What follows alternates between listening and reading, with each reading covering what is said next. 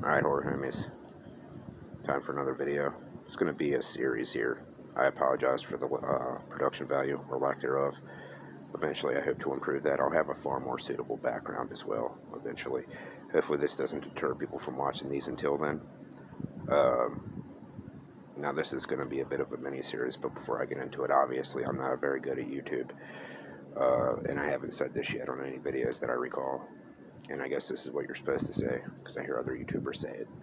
So, like and subscribe and share and hit the bell and all that bullshit. Let's get into it. This is another shitting on cinema, which is the name of this now. I know in my first video I said I was going to call it Fuck That, but that was a working title. No, it's called Shitting on Cinema. And this is a very special edition. Multiple episodes, because this movie hails from my favorite franchise ever, Halloween, if you didn't know by now. And it's mainly because of the amount of betrayal I felt with this movie. Now, this first video here is going to be the bare bones ideas within the movie before I get into it. It's so goddamn terrible. Like, it sucks so much nuts that I find it hard to believe that I would even have to tell you which movie it is. But I know these movies have their fans, all of them. So I'll tell you what it's not. Neither Rob Zombie movie. I know. Crazy, right? Not even Halloween 2 by Rob Zombie. Is it a great film? Not really at all. But is it as bad as the film I'm going to be talking about today? Not by a long shot. It's neither of the newest two installments in the franchise, because I enjoyed those movies. My very first video was in the defense of Halloween Kills, and I made it in the defense of Halloween 2018 on Facebook before I even considered making a YouTube channel. So no, it's neither one of those, obviously. Let's get the obvious, most obvious one out of the way. Seasons of the Witch. No, not even fucking close. As a matter of fact, I enjoy that movie, and I'm very happy to say that it is finally getting the recognition it deserves. It's building a cult following, and after eliminating all those options, I feel like there's no other answer to this question. I know some might say Halloween 5. No, not at all. Some may think Halloween 6, which is that's one of the more decisive films in the franchise, I gotta say. Because a lot of people hate the new two, but they love Halloween 6, even though Halloween 6 does have some pretty unforgivably shitty things about it. I still enjoyed it. No, this movie is the one film in this franchise that I cannot even remotely come close to trying to pretend to like. I like all the other installments in their own right, except for this one.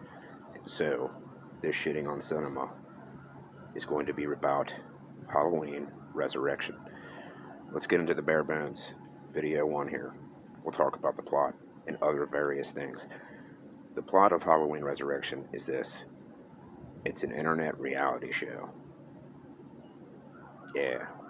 Do I even really need to go into that at all? That's fucking dumb. Like, oh, what are all the wacky kids into right now? Oh, the internet and reality TV. Let's make a movie based around those two things. It's fucking terrible. Some might say, well, you're right, it didn't hold up too well. And I would say, I know I'm right, but it also wasn't birthed too well. It's fucking terrible. It's dumb. But, yeah, anyway, so you got that going for it. And, again, here's another thing about Halloween Resurrection that's horrible. Busta Rhymes is in it. I can't even explain why anyone would even want to put Busta Rhymes in this movie. It's almost like they were talking about making this movie, and someone was like, hey, we better put Busta Rhymes in this movie. And someone else might have responded with, well, can he act at all? Like, at all? And the response to that must have been, it doesn't matter. We need this motherfucker. And by the way, in case you're wondering, no, he can't act. He's fucking terrible. He's horrible in every way. Like, even if this movie wasn't as big of a steaming pile of dog shit that it is, it would still have been ruined quite a bit with his inclusion alone. He's fucking terrible. It's fucking horrible. It's very, very, very, very, very, very offensively, terribly, and shitty in every way. I fucking hate this goddamn movie. This movie also holds a personal Guinness World Record. I know this isn't an official Guinness World Record, but it's my personal Guinness World Record of a movie that took the least amount of time for me to realize that it was going to suck so much balls. Like, I'm telling you, almost immediately I was like, oh my god, this is going to be fucking terrible, isn't it? And it is. It is. It's fucking horrible. There's so many things to bitch about when it comes to this movie. The writing sucks. The story sucks. The acting sucks. Everything about this movie is fucking terrible. The way they take care of Michael Myers is fucking horrible. This movie, of all the movies, if there was one movie in this franchise that made Michael Myers look like a weak-ass bitch, it was this fucking terrible fucking bullshit. And that's not even the worst of it, you know? People bitch about Halloween Kills. They hate it. There's somebody, oh, this is the worst film in the franchise. People just don't want to admit it. And it's like, you're fucking high, dude. There's no way you can tell me that a movie that resides in the same franchise as Halloween Resurrection could possibly even come close to holding a candle to being the worst fucking film in this franchise. Halloween Resurrection should not exist. Here's the thing about Halloween Resurrection. It's kind of a phenomenon. Halloween Resurrection ruined potential sequels. Like, they had sequels planned. They wanted to make sequels, right? And this movie sucked so horrifically bad and was terrible in so many ways that it completely destroyed sequels. You might think to yourself, hey, Sean, that's nothing new. That happens a lot in the horror genre. And you would be correct. But that's not why it's a phenomenon, because rarely do these films that ruin potential sequels, rarely are they so bad that they actually ruin previous installments. Because, yeah, Resurrection nailed that. It fucking ruined previous installments, namely Halloween H2O. Now, if you're not aware, spoiler alert, but you're probably not going to watch that movie if you haven't already. The ending of Halloween H2O was a very, very well thought out, decisive ending to the saga. Because if you're a Halloween fan, you know this. Almost every time a new Halloween movie comes out, up until recently, they're always like, this is the last one, the final confrontation, right? And if you wanted the H2O thinking that, and you're probably thinking to yourself, yeah, fucking right, because they do it all the time, and then you've seen how that movie ended, you thought, whoa, damn, I guess it is over. Holy shit. Because in the ending of Halloween H2O, this is how it plays out. Laurie stabs Michael. He falls off a not-so-high balcony through a table like some WWE type shit. Laurie's smart enough to know that he's probably not dead. I mean, she's seen him survive way more traumatic, trauma. So, naturally, being the character that she is in this franchise, pretty intelligent, smart enough to know better, she knows he's not dead. So she goes down to finish the job.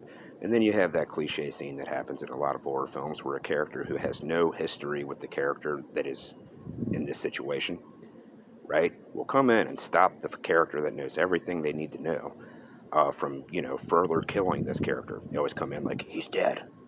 He's dead. Leave it alone. He's dead. It's over, which is like, fuck you. I know better, but whatever. Anyway, so he shows up. They leave, but guess what? Laurie's not a dumbass, so she's like, he's not fucking dead. So she steals the ambulance from which he's inside, right? His body. And she's driving the ambulance. She's going to kill this motherfucker, right? So then he wakes up and he lunges for her menacingly, like he's trying to kill her. They crash the ambulance. Then you see Michael. He's pinned between a tree and the ambulance. And he's reaching up to Laurie as if to say, come on, bro. I'm your brother. You don't want to do this, And then she, hesitates. And she has, she starts crying and shit, almost as if she's, thinking about it. Like, maybe I shouldn't do this. And he starts reaching out to her, and then she starts reaching towards him. And just when they're about to touch hands, Laurie's like, psych, and she decapitates the fucking shit right out of this motherfucker. Cuts his head off, and you're like, holy fuck. Damn. I guess he is dead, right? So, then we start hearing about Halloween Resurrection. Now, if you're like me, you might have been thinking, well, how the fuck is this even possible?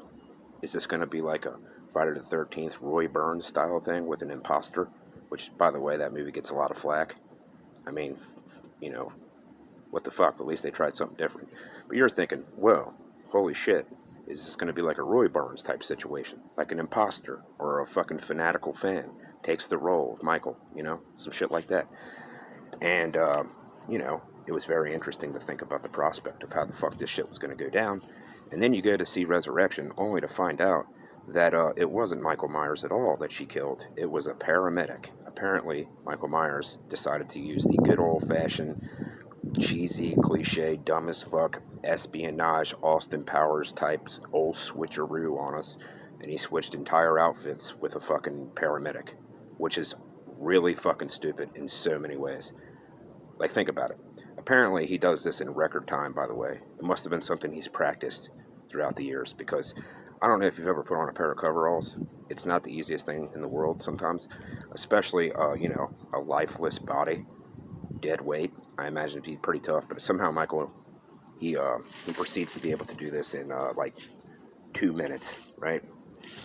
And it's like, obviously he had to switch outfits, because I feel like, with all the commotion going around with all the other paramedics and firefighters and cops and stuff and whatnot at the scene, if he was just walking around in his whiteies tighties, like lurking in the bushes, somebody might notice that, like, hey, who's this weird motherfucker over here in his undies? You know? You think maybe this guy over here might have something to do with all this crazy shit going on, because he's just walking around in October in his underwear outside? Maybe we should go talk to him. So naturally, he had to switch outfits with the paramedics, not to draw attention to himself. But that's also fucking stupid. Because, see, paramedics, they know each other, obviously, if they work at the same place. But also, cops and firefighters tend to know paramedics pretty well as well, because their jobs kind of go hand in hand at times. And you mean to tell me not one person, not one solitary person, would see Michael Myers walking around in one of their uniforms, one of these paramedic uniforms, and not one of them would be like, hey, who the fuck is this guy over here? Has anybody ever seen this motherfucker before? Why is he wearing one of our uniforms? Hey, Bob, who the fuck is this dude? Are you training this guy? No, never seen him before in my entire life. Hey, anyone else? Did this guy ride over here with anyone else? I mean, he's wearing one of our uniforms, but I don't know who the fuck this motherfucker is. What the fuck's going on here? Like, not one person did that at all, which is fucking dumb. So yeah, that's how I knew this was going to suck a lot of balls, and that will be the completion of episode 1 of this fucking terrible fucking shitfest. Stick around for part 2 if you're interested.